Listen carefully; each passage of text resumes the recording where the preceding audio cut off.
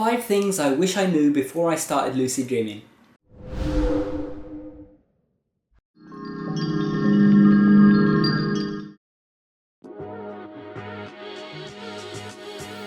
Number 1, it takes time. My first lucid dreams happened spontaneously, and it didn't last very long and I didn't get to do much.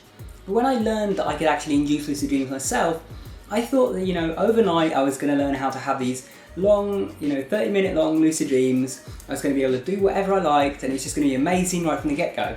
What it actually took me is many years of actually working and trying different things out to get to where I am now.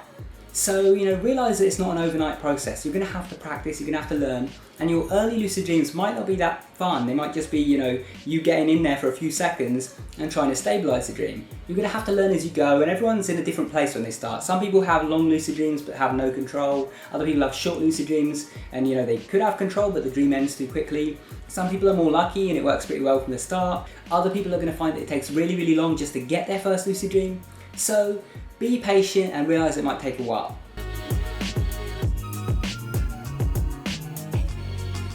2, there is a limit to how long your lucid dreams can last. I heard all these stories about people having these, year-long dreams and so on, and so I kind of had this image in my mind that I was going to be able to escape from reality for a whole year and just go on my own adventures and whatever, and that was going to be what lucid dreaming was like. Now there is such a thing as time dilation. There are these dreams where it feels like you've been there for say several days or something like that, when in actual fact it's only been 20 minutes.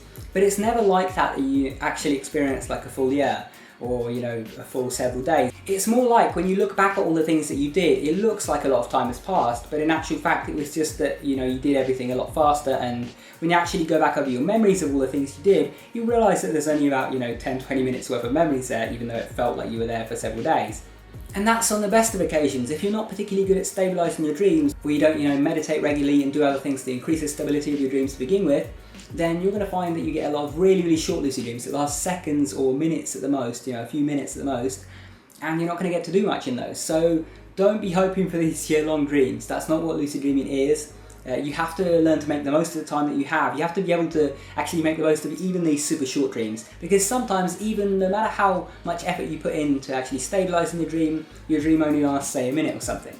So you have to learn how to actually be able to get something out of even that minute, which is why I go in with goals to my dreams. I have a set goal that I want to accomplish, something I want to try out, and I usually try to think of a way that I can do it fairly quickly. So if I get a longer dream, I get it out of the way and then I can do what I like. But if I get a very, very short lucid dream, I can at least do the thing that I set out to do quickly and get it over with before the dream is over.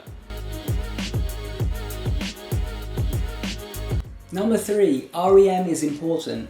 As a beginner, I understood that certain methods involved you waking up after certain hours of sleep, but I didn't understand why. I didn't know really what REM was or why you needed to sleep X amount of hours.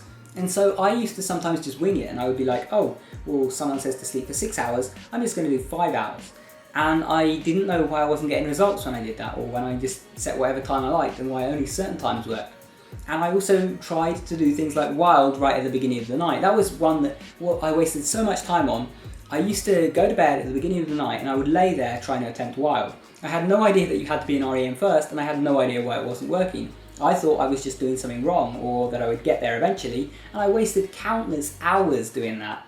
So if you're going to bed at the beginning of the night trying to do wild, I've got news for you, you can't do that. You need to be in REM first. Maybe if you're sleep deprived. If you're sleep deprived, you might be in REM at that point. If you slept a couple of hours earlier, you might be in REM.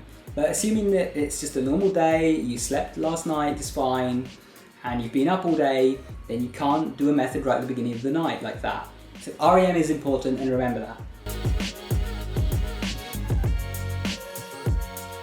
Number 4, don't keep trying the same things and expecting different results. I made this mistake as a beginner. I would hear all these people saying to do things a certain way. I would hear people say, for example, to spin to stabilise your dream. And when I did that, I found that it actually created a new dream, which is great if you want to create a new dream, but it didn't work for stabilising the dream. And yet for a long time as a beginner, I would keep spinning, even though I had seen the results it gave me, and I would keep trying it because everyone said that it was this great method for stabilising your dreams. So I thought, I'm just going to listen to what they say. Listen to your own experience, and if something doesn't work for you, then try something else. Don't just keep trying it just because everyone says they do it this way. 5. There is as of yet no evidence for shared dreaming. Now, don't get me wrong, I'm not saying that shared dreaming doesn't exist, but I'm saying that it's very, very improbable, at least, from what we know now. Now, when I was a beginner, I wasted a lot of my lucid dreams because when I would get lucid and I would see someone that I knew, I would always try to tell them like, hey, we're lucid, you have to tell me in the morning. And it's still something I do occasionally now, because it would be cool if shared dreaming does exist and, one day I figure it out and I prove it or something like that.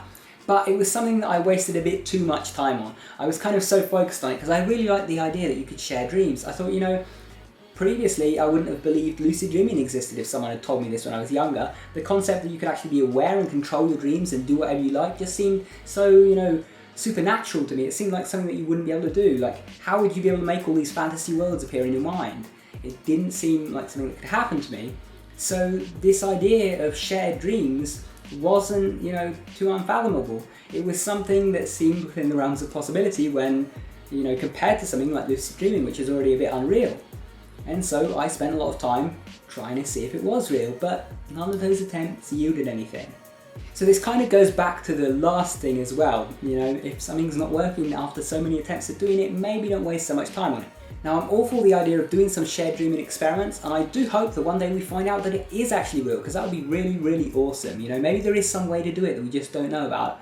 But what I suggest is not getting your hopes up too much just because of some stories you read online, because a lot of the time these stories are prone to error. You get someone, they've had the dream about someone, they rush off to tell this person they've had the dream. The person is like, hey, I dreamt about you too, and they start kind of sharing details and they start agreeing with each other on bits, when if you actually saw inside each person's head what dream they had, about the only detail that matched was the fact that they saw each other, which, could just be complete coincidence. And that goes for a lot of other things with regards to lucid dreaming. If it sounds too good to be true, there's a chance it might be, although then again with lucid dreaming, lucid dreaming probably sounds too good to be true on the surface, and then you experience it and find out it's real. So who knows, but don't buy everything you read online.